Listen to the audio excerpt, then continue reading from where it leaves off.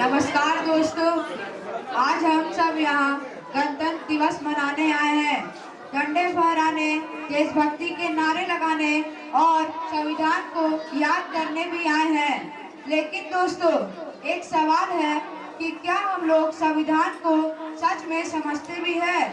दोस्तों, यह कहानी कोई गांव की नहीं, यह कहानी उस घर की है जहां बच्चियों के कलाई में चूड़ियों से पहले जिम्मेदारी बांध दी जाती है, जहां गुड़ियों से खेलने की उम्र में उसे दुल्हन बना दिया जाता है। हम कहते हैं कि बिटिया लक्ष्मी होती है, लेकिन क्या लक्ष्मी को कभी बोझ समझा जाता है? हम कहते हैं कि बच्चे देश के भविष्य होते हैं, लेकिन क्या भविष्य को इतनी जल्दी कुर्बान कर देना सही है? दोस्तों, आज हम जिस देश में खड़े हैं, उस देश का संविधान कहता है हर बच्चा बराबर है, हर बच्चा को पढ़ने का अधिकार है और हर बच्चा को अपना बचपन जीने का हक है। तो दोस्तों, याद रखिए, जिस देश में बचपन सुरक्षित नहीं, उस देश में अभी भी आजादी अधूरी है। आज की यह कहानी इसी सवाल का जवाब ढूंढेगी। शादी जो कानून के खिलाफ है, संविधान के खिलाफ है और सबसे बढ़कर बचपन के खिलाफ है।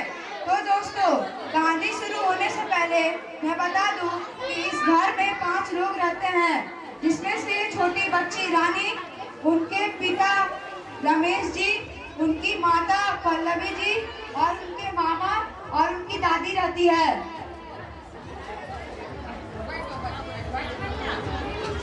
अरे भाई, लड़की अब बड़ी हो गई है, अब ज्यादा पढ़ा लिखा कर क्या इसे कलेक्टर बनाना है? बात तो सही है। मैं भी सोच रहा हूँ कि जल्दी से इसकी शादी कर दो और जिम्मेदारी से मुक्त हो जा, नहीं तो समाज ताने मारता रहेगा।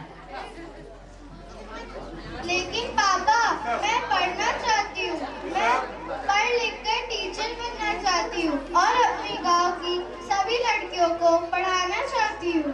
बेटी, हमारे समय में इतनी पढ़ाई नहीं होती थी। माँ, आपके समय में मोबाइल नहीं था, तो क्या आज भी मोबाइल नहीं रखना चाहिए? क्या करें बेटे, हम बेबस हैं। माँ, मेरी शादी क्यों? मैंने क्या गलती की है? मुझे पढ़ना है, मुझे अपने सपनों को जीना है। क्या करे बेटी, समाज जो ताने मारते हैं ना, वो हमसे सहा नहीं जा रहा, इसलिए तुम्हारी शादी की बात कर रहे।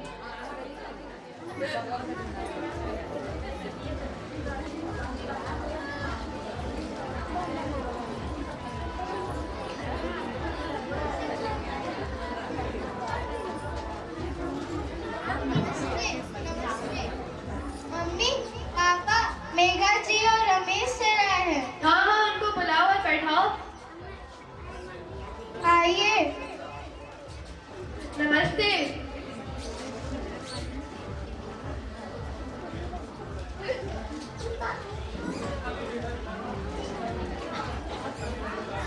बैठिए बैठिए। आप सभी बैठ जाइए।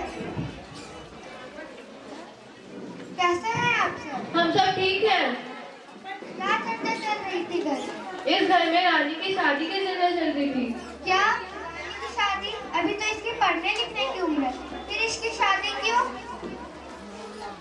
पढ़ लिख कर क्या करेगी? हमारे जमाने में तो लड़कियां घर संभालती थी, जल्दी ब्याह दी जाती, तभी तो समाज में इज्जत बची रहती। शल्या जी, आपका जमाना अलग था, तब स्कूल दूर थे, काम घर तक ही सीमित था। लड़कियां तब पढ़ नहीं पाती थी, बीमारी का इलाज नहीं था, बेटियों को बोझ माना जाता था। लेकिन आज लड़कियां पढ़ लिख कर घर संभालती हैं, नौकरी करती हैं और अपने माता पिता का सहारा बनती हैं। आपके जमाने में मजबूरी थी, लेकिन आज जग जानता है, शादी बाल विवाह से लड़की माँ बन जाती है और बचपन वहीं मर जाता है। कम उम्र की शादी बीमारी, हिंसा और गरीबी लाता है। क्या आपने कभी सोचा, अगर आप पढ़ पाती तो वर्तमान में कुछ और ही होता? क्या आपके सपने नहीं थे? गुड़िया पढ़ेगी तो पूरा काम बन जाएगा। एक पढ़ी लिखी बेटी 3 पीढ़ियां सुधार देती है। आप लोगों ने सही कहा, मैं जो कहा उसी को सही मान लिया और अब हम समझ गए हैं। रानी की शादी के लिए अब कोई भी जबरदस्ती नहीं करेंगे। अब मेरी बेटी नहीं रुकेगी, ना शादी ना डर, अब सिर्फ पढ़ेगी और अपने सपनों को पूरा करेगी। आज सच में मेरी बेटी आजाद है। आज मुझे सिर्फ पढ़ने की इजाजत नहीं मिली, मुझे अपने सपनों को जीने का हक मिला है। मैं वादा करती हूँ, मैं पढ़ूंगी, आगे बढ़ूंगी और अपनी गांव की हर बेटी को अंधेरे से बाहर निकालूंगी। जब एक बेटी पढ़ती है तो सिर्फ उसकी नहीं, पूरे देश का भविष्य रोशन होता है। दोस्तों, बाल विवाह सिर्फ एक परिवार की गलती नहीं, बाल विवाह पूरे समाज चुप्पी रहने का भी नतीजा है। अगर आज हम बेटियों का बचपन बचाएंगे तो कल हमारा देश मजबूत बनेगा। 26 जनवरी सिर्फ परेड नहीं, सोच बदलने का भी दिन है। इसलिए दोस्तों, पुरानी मजबूरियों को नई पीढ़ी पर मत थोपो। धन्यवाद।